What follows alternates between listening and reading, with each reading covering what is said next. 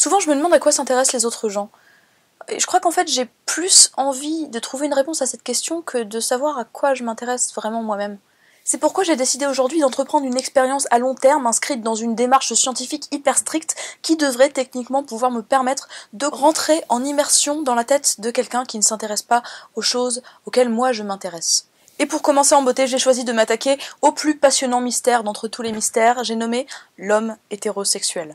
Je vais donc maintenant sous vos yeux et pour la première fois faire une tentative d'analyse de l'imaginaire d'un homme hétérosexuel lambda que nous appellerons Henri pour plus de clarté.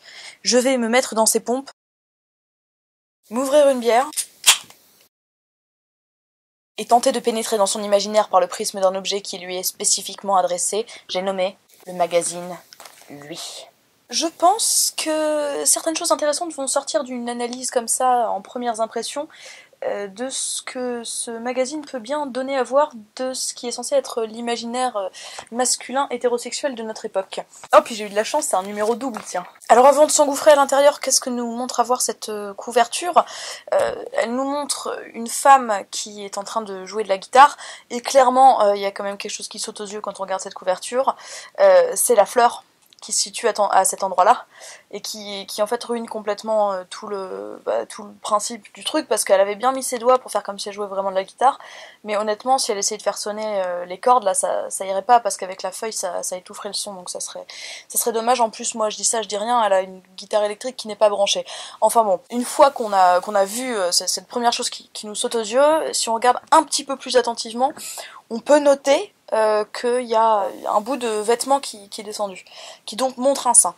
Cette femme n'est pas plus dénudée que ce qu'on pourrait voir en couverture d'un magazine qui s'adresse spécifiquement aux femmes hétérosexuelles. Mais elle aurait plutôt un air genre « Oh, qu'est-ce que je suis heureuse d'être une femme belle », alors que là c'est plutôt « Oh, qu'est-ce que tu es heureux que je sois une femme belle ». Alors, entrons à l'intérieur et voyons comment ça se présente dans la tête d'un homme. Une pub pour une montre. Ah, une pub pour du champagne, c'est intéressant. Dans les magazines féminins, on trouve jamais de pub pour l'alcool.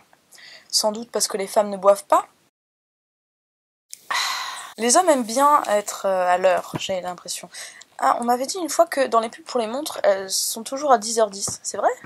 Ça commence très fort avec un entretien avec Gaspard Noé, intitulé « Ma bite est l'ami de mon corps ». Tiens, c'est drôle cette différence avec les articles de magazines féminins, parce que à chaque fois que dans un magazine féminin, ils vous présentent une femme, ils disent la grande brune, habillée de balmain, arrive le matin en élançant ses longues jambes. Et là, quand ils font la description de Gaspard Noé pour l'introduire, c'est « Gaspard Noé est un romantique tendance russe, c'est-à-dire sombre, pessimiste, douloureux et lyrique. Pas un seul trait physique. Et pourtant, on sait qu'on va parler de sa bite, c'est pour ça que je continue à lire. » C'est vraiment le ton Frédéric Becbédé, quoi. Ils mettent bien en avant la bite, quoi. Les extraits qui sont écrits en gros, à chaque fois il y a le mot bite dedans, sur toutes les pages. Visuellement, on est quand même moins dans le glamour et dans le spectacle, en tout cas, on est dans le spectacle, mais c'est un spectacle qui représente le non-spectacle. On a une photo de Gaspard Noé avec l'homme qui l'interviewe, donc Frédéric Becbédé. La photo est de traviole et tout ça, enfin c'est un peu le style. Alors je sais pas si c'est l'ego de Becbédé qui fait qu'il est sur la photo, ou si c'est une façon de dédramatiser l'interview. Bah tiens, Becbédé est sur, et sur toutes les photos pour l'instant. Ah, ça y est, repub pour voiture. Alors c'est conçu un peu comme un magazine féminin, dans le sens où ils nous font des pages comme ça, genre shopping, avec des trucs un peu découpés, collés dessus, sauf que c'est une voiture, une planche de surf, de l'alcool, une montre et un vélo. Ouais, en tout cas, c'est assez intéressant de se rendre compte que les clichés sont respectés pour les deux sexes. Encore une montre qui dit 10h10, décidément, le temps ne passe pas dans ce magazine. Là, on compare les motos au lieu de comparer les fonds de teint. Il n'y a pas les prix, mais j'aurais tendance à dire que si t'es influençable, ça te revient quand même plus cher de lire ce magazine que de lire Elle. Hein. Et encore une fois, il est 10h10, c'est l'heure de la vodka. Les filles aiment les grosses motos. Quand elles les trouvent vraiment très belles, elles aiment monter dessus sans vêtements. Tout à fait. En même temps, je me moque, mais c'est tout à fait vrai. Je veux dire, moi, je monterai jamais nue sur une moto si elle n'est pas vraiment très très très belle. Tu vois ce que je veux dire? Autrement, si elle est juste moche, bah, je mets mes fringues, quoi. Oh! Incroyable! Chose que tu ne verras jamais dans un magazine féminin, des bourrelets. Ah bah tiens, voilà. Cette femme qui est accrochée derrière son homme sur sa moto, visiblement elle n'a trouvé la moto qu'à moitié belle puisqu'elle porte quand même une culotte. Je trouve c'est dommage quoi. Si près du but, elle aurait dû enlever sa culotte. En même temps, sur le cuir de la moto, moi je garantis pas que ça frotte pas à des endroits pas terribles. Oui, alors on est dans le fantasme masculin un peu basique, j'ai envie de dire. C'est quand même assez intéressant de noter que cette femme qui est là en train de s'exciter sur la moto est en train de s'exciter sur la moto. C'est-à-dire que pas sur l'homme, quoi. C'est vraiment genre Ouais, la moto se substitue à l'homme. On parle de femme-objet, mais on parle pas souvent d'objet homme. Hein. Et en fait, il y a un peu de ça, c'est très bizarre. Oh, puis, plus ça va, plus elle l'aime bien cette moto. La culotte vient de tomber, attention que me réserve la page suivante. Ah bah c'est fini. On reste un peu sur sa fin quand même. Hein. Un mec qui a traversé l'océan Pacifique à la nage. Enfin non, il a décidé de le faire, on sait pas s'il va y arriver. Bah écoute, Benoît Lecomte, je te souhaite le meilleur. Des femmes qui bronzent topless. On n'a pas une, pas deux, mais 3 photos de Jean-Claude Van Damme qui fait le plein. Une interview politique, ok, encore de la bière. Un dessin de femme nue, des photos d'une femme qui se met des trucs phalliques dans la bouche. Donc on a la petite catégorie culture, un peu comme dans les magazines féminins aussi. Je préfère le ton, là, c'est plus punchy, un peu plus vulgaire aussi, mais je trouve ça moins gnangnan. Tout au long du magazine, on a quand même une utilisation hyper appuyée du champ lexical de tout ce qui touche à la bite, aux couilles. Le sexe fait partie intégrante de ce magazine, hein. C'est dans la ligne éditoriale, très clairement, je l'ai pas inventé. En fait, j'ai l'impression que là, on nous propose un magazine plus ou moins généraliste, avec les petites pauses masturbation quand même. Elle a des très jolis seins, Marie de Villepin.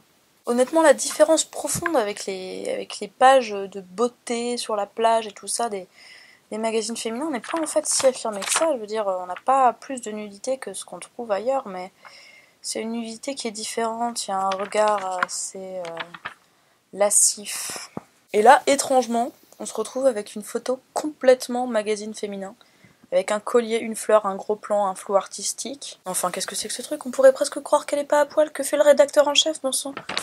Donc là, parce qu'on n'avait pas vu assez de seins avant, on va avoir tout un article dédié à toute l'histoire des seins à Saint-Tropez. On garde ces clichés et c'est comme si on était en train de zioter des nanas sur la plage en se disant elle a un joli cul. Crash test, c'est quoi la meilleure voiture? Vous avez eu le temps de souffler avec les voitures, on est reparti pour des paires de nibards. C'est comme si on était dans un vrai monde, genre là par exemple sur une vraie plage, et que on vagabondait dans les fantasmes d'un homme en fait. Oh c'est dommage, elle est tombée dans l'eau avec sa chemise blanche. Oh dis donc, mais elle est assise sur un gros tuyau. Filez la métaphore mes amis. Quand même un petit article insolite, on revient dans l'histoire. Oh là là, ça manque. J'espère qu'avant de finir, il va y avoir quand même de quoi faire. Ah bah oui.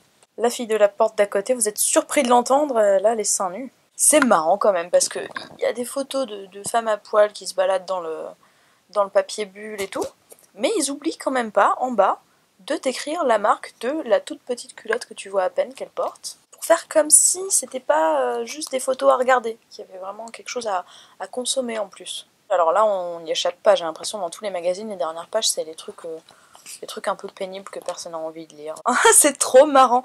Ils ont fait un article de cuisine, mais alors c'est pas du tout l'article de cuisine, genre la petite recette pour impressionner vos convives. Le homard, comment on fait pour le cuire? Avec de l'eau bouillante, avec un gros couteau, avec la manière brute, et après on fait un after. Genre c'est hyper, hyper violent, hyper dans la technique et tout. Et même le homard, tu vois, il a l'air, tu vois, genre faut pas l'emmerder quoi sur la photo. C'est pas du homard de femmelette. Ah tiens, tout à la fin, il y a un petit tas de produits de beauté pour hommes. Genre, gel douche, parfum et tout ça, mais... Oh non, il y a du gel illuminateur contour des yeux, même moi j'en mets pas les gars. 120 € les 15 millilitres, ça va, c'est pas cher. Bon bah écoutez, ça a été assez instructif. Alors clairement, il y a l'esprit de consommation et tout ça qui se porte sur des objets différents de ceux qui sont habituellement adressés aux femmes. C'est finalement pareil que les magazines féminins qui sont un tas de fantasmes féminins, sauf que le fantasme sexuel masculin et beaucoup plus assumé. En fait, ce qui est étonnant, c'est que il y a assez peu de préoccupations pour l'homme. Pour l'homme en tant qu'homme. On n'est pas dans la représentation de l'homme à lui-même. Alors que dans les magazines féminins, c'est ça. C'est la femme se représente elle-même. Pour l'homme, on est dans les choses qui lui font plaisir à voir, à toucher ou à posséder, devrais-je dire. On a quand même essentiellement du nichon, quoi. Enfin bon, la conclusion que j'ai décidé de tirer de tout ça, c'est que quand même l'imaginaire sexuel masculin est vachement plus institutionnalisé que l'imaginaire sexuel féminin. Parce que bon, on a quand même des magazines, je dirais grand public, comme celui-ci, ou comme Têtu, qui vont célébrer un peu les fantasmes des hommes, qu'ils soient hétérosexuels ou homosexuels. Mais on n'a pas l'équivalent pour femmes, en tout cas, s'il y en a, c'est très peu connu, et on aurait un peu la honte de les acheter, quoi, alors qu'il y a des mecs qui se baladent avec ça, et puis on leur propose de quoi réfléchir, de quoi se marrer, de quoi avoir envie d'acheter des trucs, et puis bah de quoi se tripoter le soir, quoi.